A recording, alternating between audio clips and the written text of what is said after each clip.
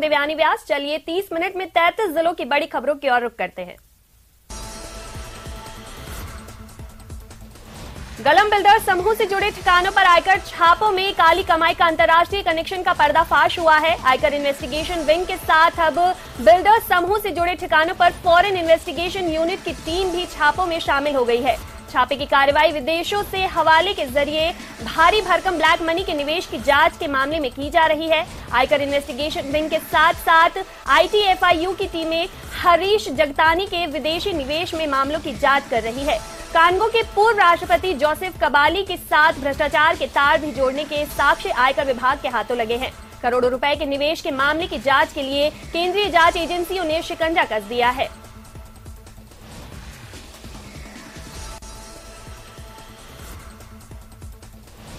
Builder समूह पर आयकर छापे में अब तक की सबसे बड़ी खबर सामने आ रही है। आयकर विभाग ने अफ्रीकी देश कांगो की सरकार के मुख्य सलाहकार रहे हरीश जगतानी को दबोच लिया है। आयकर विभाग की टीमों ने हरीश जगतानी को दिल्ली के निजी होटल से पकड़ा। जगतानी कांगो के प्रतिनिधि दल के साथ भारत आया था। हरीश जगतानी कांगो के सबसे बड़े group HJ group of companies के साथ साथ कई देशों में हॉस्पिटैलिटी क्षेत्र में कार्य करने वाले HJ फाउंडेशन कांगो की सबसे बड़ी रियल एस्टेट कंपनी में शामिल है। शेयर बाजार में लिस्टेड मॉडर्न कंस्ट्रक्शन कंपनी के साथ कांगो की एयरलाइंस कंपनी सर्वर एरिया का भी मालिक है।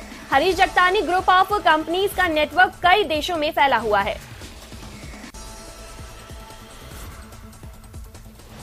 जन स्वास्थ्य अभियांत्रिक एवं भूजल विभाग की जन घोषणाओं और बजट घोषणाओं की अगर बात की जाए तो इस मामले में विभाग की हालत काफी खराब है। विभाग की ओर से कुल बजट घोषणाएं 190 की गई थी। इसमें से 82 घोषणाएं ऐसी है जिनका काम पूरा हुआ है, फिर भी जबकि 108 कार्य प्रगतिरत है। जन घोषणाओं की अगर बात करें तो 7 में से 6 घोषणाएं पूरी होने का दावा किया गया है, जबकि एक घोषणा अभी ठंडे बस्ते में है।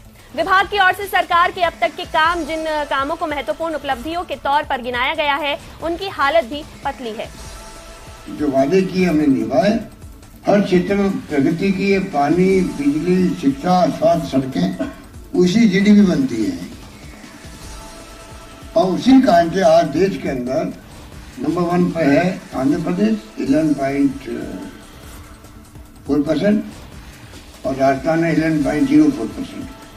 दूसरे नंबर पे देश में विकास की दर जो है वो राजस्थान की है।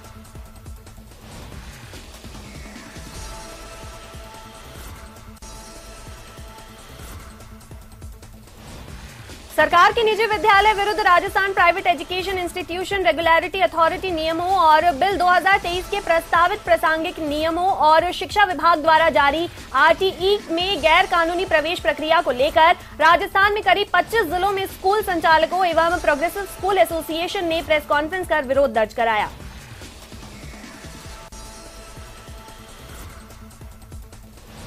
जयपुर में महाखेल कबड्डी के फाइनल मुकाबले को पीएम मोदी ने भी देखा। खिलाड़ियों के दमखम को देख पीएम मोदी से भी रहा नहीं गया और उन्होंने राजस्थान के खिलाड़ियों की जमकर तारीफ की। पीएम ने कहा कि वीर भूमि के बच्चे अपने शौर्य से युद्ध के मैदान को भी खेल के मैदान में बदल देते हैं। उन्होंने खिलाड़ियों से कहा कि वो फिट रहेंगे तभी सुपरहिट रहेंगे।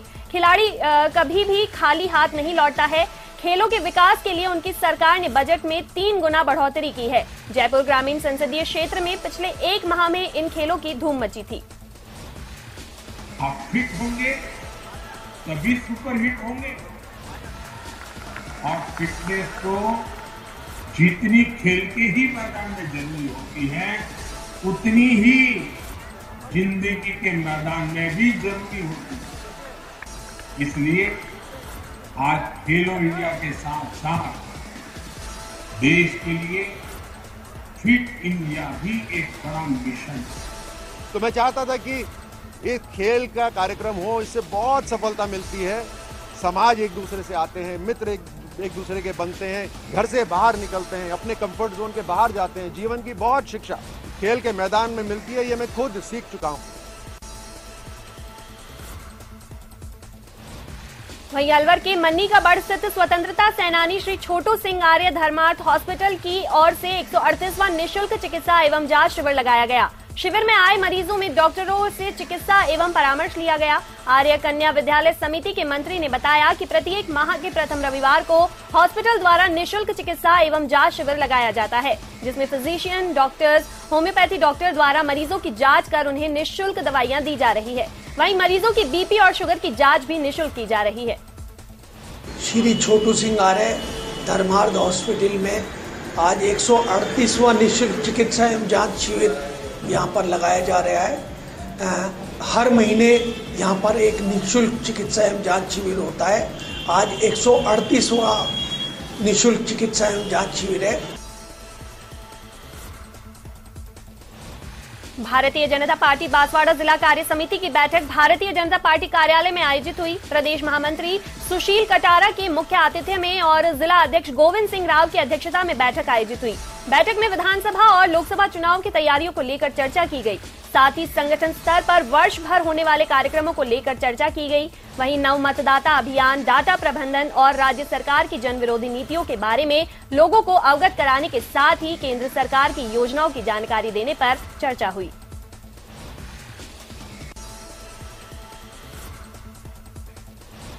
बारां जिले में सड़क दुर्घटनाओं को रोकने के लिए पुलिस महकमे को संसाधनों की कमी से जूझना पड़ रहा है। पुलिस मुख्यालयों में हाल ही में भेजी गई इंटरसेप्टर गाड़ी 1,68,000 किलोमीटर चलने से कंडम हालत में है। स्पीड डिटेक्शन मशीन रिस्पांस नहीं कर रही है। रेडिएटर खराब होने से एक स्टार्ट तक नहीं हो पा रही है। ऐसे में तेज रफ्तार और नियमों की अवहेलना करके चलने वाले वाहनों पर कार्रवाई में तकनीकी सहायता नहीं मिल पा रही है। साथ ही नई मशीन के लिए डिमांड मुख्यालय को भेजी थी। नई इंटरसेप्टर भी खस्ता हाल है।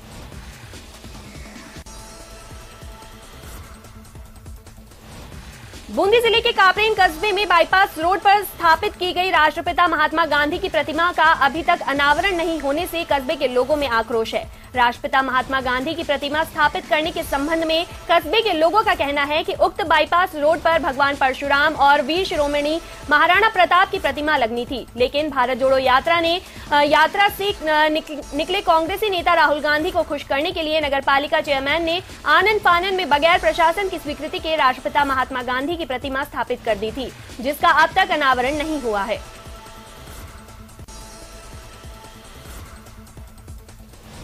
चित्तौड़गढ़ मोड़ ब्राह्मण समाज के आराध्य देवी मोडेश्वरी माता के अवतरण दिवस पर भव्य शोभा यात्रा का आयोजन किया गया। अवतरण दिवस पर आयोजित शोभा यात्रा चमत्कारी सांवलिया सेठ मंदिर से शुरू हुई। नगर के विभिन्न मार्गों से होकर सेगवा में स्थित मोडेश्वरी माता के मंदिर तक जाकर महाआरती के साथ संपन्न हुई। यात्रा का नगर के विभिन्न मार्गों पर अलग अलग जगह पुष्प वर्षा कर स्वागत किया गया। परंपरागत रूप से लाल वस्त्रों में समाज की महिलाएं इस शोभा यात्रा में शामिल हुई। वहीं पुरुष श्वेत वस्त्र धारण कर इस शोभा यात्रा में शामिल हुए।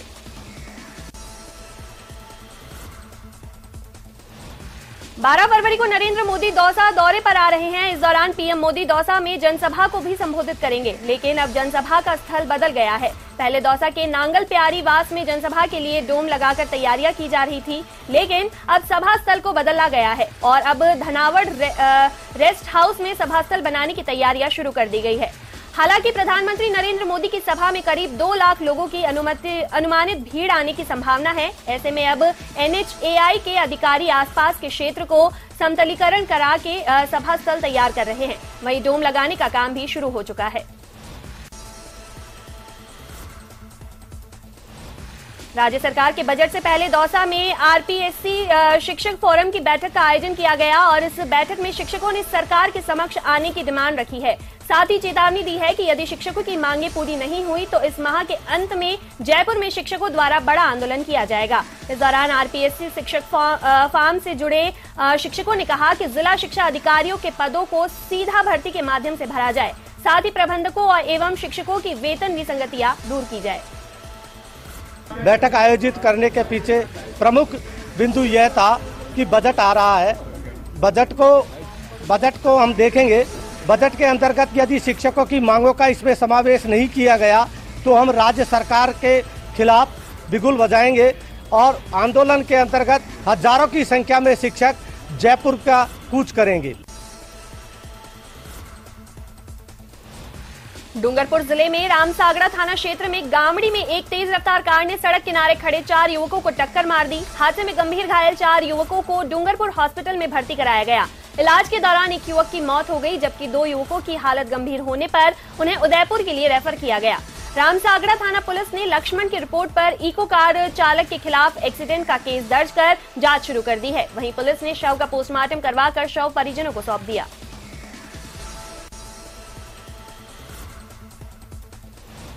हनुमानगढ़ टाउन के ढालिया गांव में एक खेत में 2 दिन पहले मिले कन्या भ्रूण के मामले में अभी तक अज्ञात महिला का पता नहीं चल पाया है। इस संबंध में ग्रामीण बरकत अली ने आज टाउन थाना में अज्ञात महिला के खिलाफ मामला दर्ज कराया। डीएसपी ने बताया कि भ्रूण अगर महिला की शिनाख्त हुई तो कन्या भ्रूण पर पोस्टमार्टम करवाकर उसका अंतिम संस्कार करवाया जाएगा। फिलहाल महिला की शिनाख्त के लिए पुलिस टीमें प्रयास कर रही है। परसों दिनांक 3 तारीख को थाने पे सूचना आई तो बरकत अली नाम के व्यक्ति ने सूचना दी कि मेरे खेत के पास में एक भ्रूण पड़ा है। पुलिस मौके पे गई और उस भ्रूण को लाके हॉस्पिटल में मोर्चरी में रखवा दिया है। कन्या भ्रूण है, तो अभी उसके तलाश की जा रही है, नहीं तो पता नहीं चलने पर बाद में इसका पोस्टमार्टम करवा के जो आगे कार्रवाई की जाएगी। वहीं हनुमानगढ़ में घर पर फांसी के फंदे पर लटकी विवाहिता मिली, जिसके बाद मृतका के पिता ने महिला थाना में दहेज हत्या का मुकदमा दर्ज करवाया है। बता दें कि मृतका के पिता ने आरोप लगाया है कि उसकी बेटी और दामाद की संपत्ति हड़पने के लिए उसके जेठ और जेठानी तंग परेशान करते थे और उन्होंने उसकी पुत्री का हत्या कर शव को फंदे पर लटका दिया। इस मामले की जांच कर रहे डीएसपी हनुमानगढ़ ने मृतका के शव का मेडिकल बोर्ड से पोस्टमार्टम करवाकर शव परिजनों को सौंपा।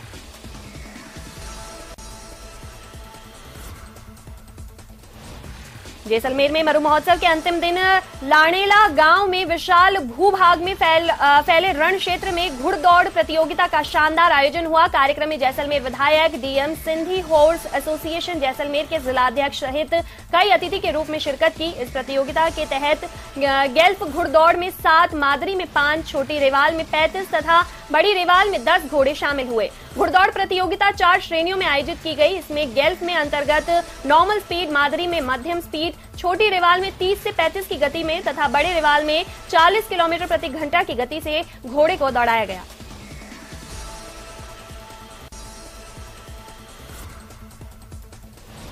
झुंझुनू की कोतवाली थाना में नेक्स एवरग्रीन कंपनी के खिलाफ धोखाधड़ी का मामला दर्ज हुआ है। झुंझुनू के 18 लोगों ने कंपनी एमडी, एजेंट और अन्य के खिलाफ 1,67,00,000 रुपए की ठगी के मामला दर्ज कराया है। ठगी के शिकार हुए अधिकांश लोग सैनिक और किसान परिवार के हैं। कंपनी के बंद होने से कई निवेशकर्ता सदमे में आ गए हैं। झुंझुनू में एजेंट ऑफिस के ताला लगाकर फरार हो चुका है। निवेशकर्ता एजेंट से संपर्क के लिए झुंझुनू के कंपनी ऑफिस गए, मगर ऑफिस पर ताला लगा मिला। इसके बाद निवेशकर्ताओं की ओर से कंपनी एमडी और एजेंट के खिलाफ रिपोर्ट दर्ज की गई।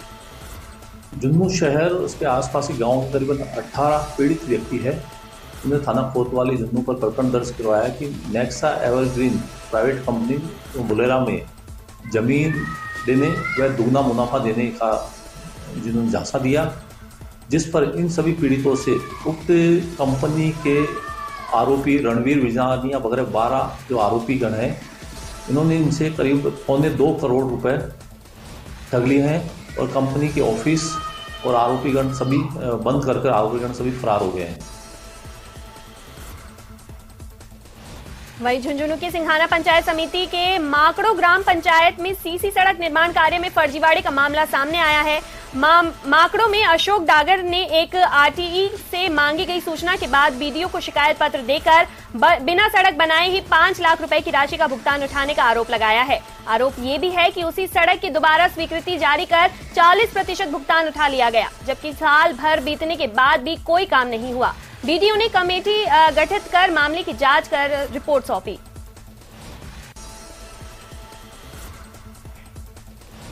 कांग्रेस के हाथ से हाथ जोड़ो अभियान के तहत सरदारपुरा विधानसभा क्षेत्र में बूथ प्रशिक्षण कार्यक्रम आयोजित हुआ, जिसमें मुख्य अतिथि के रूप में राजेंद्र सिंह सोलंकी, एयर विशिष्ट अतिथि के रूप में श्री मनीषा पवार उपस्थित रहे। महामंदिर ब्लॉक कांग्रेस कमेटी के अध्यक्ष हेम सिंह गहलोत ने बताया कि प्रदेश कांग्रेस कमेटी द्वारा विधानसभा के प्रत्येक बूथ में कार्यक्रम आयोजित कर राज्य सरकार की लोक कल्याणकारी योजनाओं एवं विकास कार्यों को आम जन तक पहुंचाने के उद्देश्य से हाथ से हाथ जोड़ो अभियान पूरे प्रदेश में 26 मार्च तक चलाया जाएगा।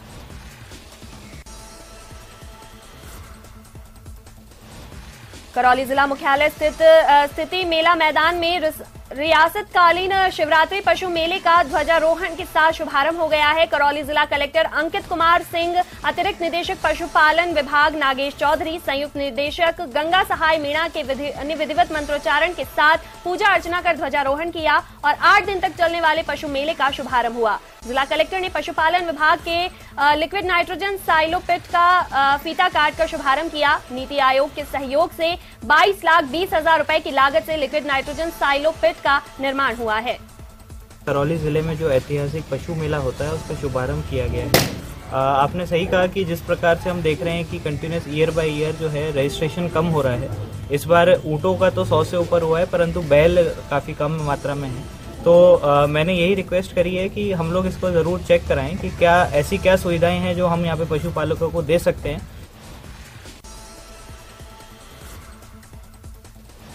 वहीं नागौर में प्रेमी द्वारा प्रेमिका की बेरहमी से हत्या कर देने के मामले में चौंकाने वाले खुलासे हो रहे हैं। दूसरी ओर पुलिस भी मृतक महिला के अवशेष बरामद करने के लिए लगातार कुएं में रेस्क्यू ऑपरेशन चला रही है ताकि शव के अवशेष बरामद किया जा सके।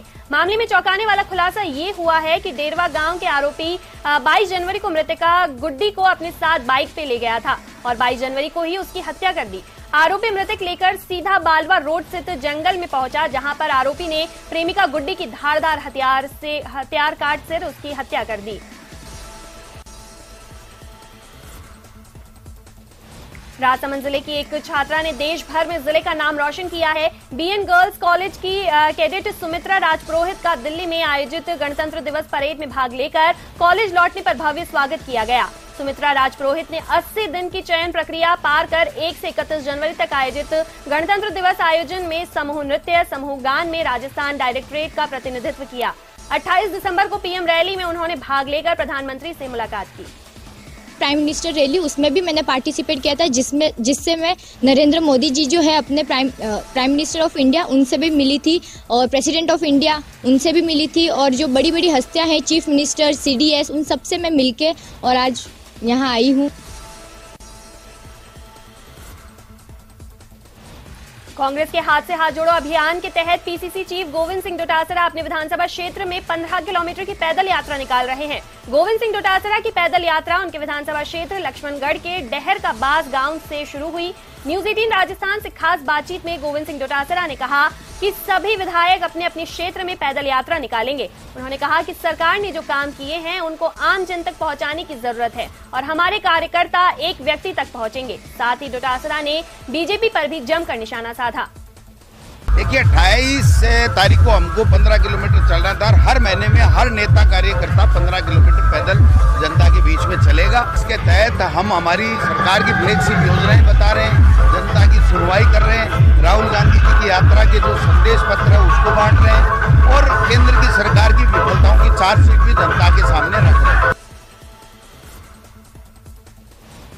श्रीगंगानगर में जहां पुलिस, सीआईडी और बीएसएफ ने संयुक्त रूप से कार्रवाई करते हुए पंजाब के तस्कर विजय कुमार धर को गिरफ्तार किया है, जो बीती रात ड्रोन से पाकिस्तान से 6.15 किलो हेरोइन की डिलीवरी लेने आया था। सीमा सुरक्षा बल के जवानों ने ड्रोन को तकरीबन 2 दर्जन राउंड फायर कर गिरा दिया।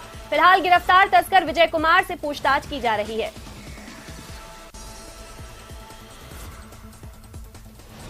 श्रीगंगानगर के सादुल शहर विधानसभा क्षेत्र के गांव चकसूनेवाला और बुधरवाली में विधायक एडवोकेट जगदीश जांगीड़ के द्वारा हाथ से हाथ जोड़ो अभियान के तहत जनसंपर्क किया गया।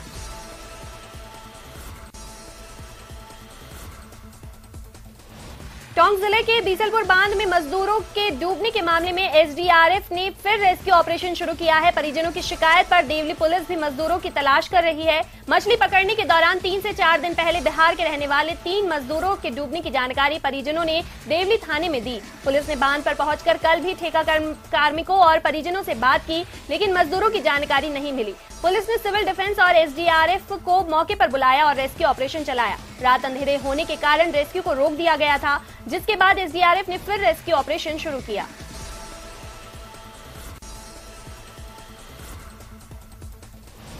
उदयपुर में एक बुजुर्ग कुएं में गिर गया। रात के समय कुएं में रहे बुजुर्ग को सुबह लोगों ने जिंदा बाहर निकाला। तीतरड़ी चौराहे के समीप की ये घटना है। बताया जा रहा है कि कुएं में पानी में कचरा भरा होने के चलते बुजुर्ग कुएं में नहीं डूबा।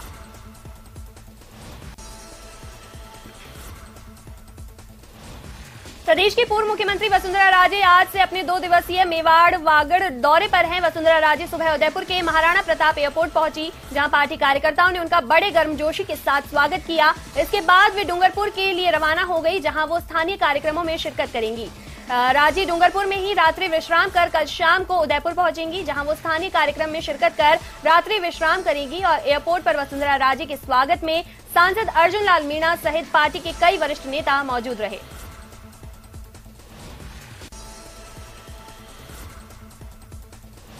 भरतपुर के महारानी श्री जया महाविद्यालय के छात्र संघ कार्यालय का उद्घाटन किया गया, जिसमें मुख्य अतिथि बीजेपी प्रदेश अध्यक्ष सतीश पूनिया रहे।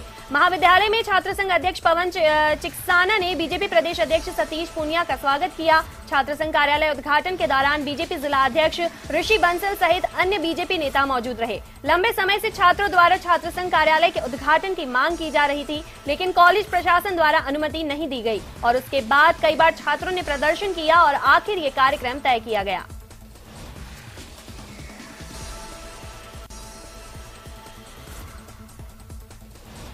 भरतपुर में तकनीकी शिक्षा एवं आयुर्वेद राज्य मंत्री डॉक्टर सुभाष गर्ग ने अपने आवास पर जन सुनवाई की। जन सुनवाई के दौरान काफी संख्या में लोग अपनी समस्या लेकर मंत्री डॉक्टर सुभाष गर्ग के पास पहुंचे।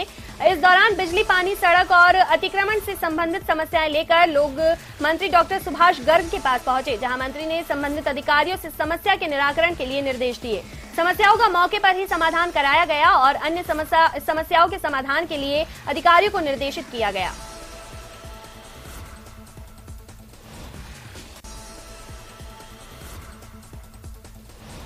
बाड़मेर के भाड़का के पास ट्रेलर और बस में भिड़ंत हो गई, जिसमें बस में सवार 1 दर्जन लोग घायल हो गए। वहीं पुलिस ने घटनास्थल का मौका मुआयना कर दोनों वाहनों को मौके से हटाकर यातायात को सुचारू करवाया।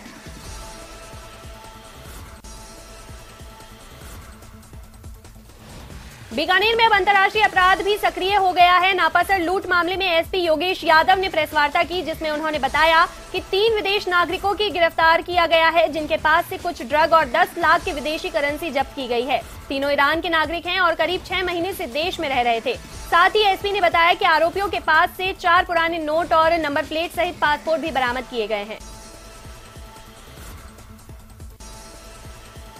और फिलहाल इस बुलेटिन में इतना ही। देखते रहिए न्यूज़ 18 राजस्थान। नमस्कार।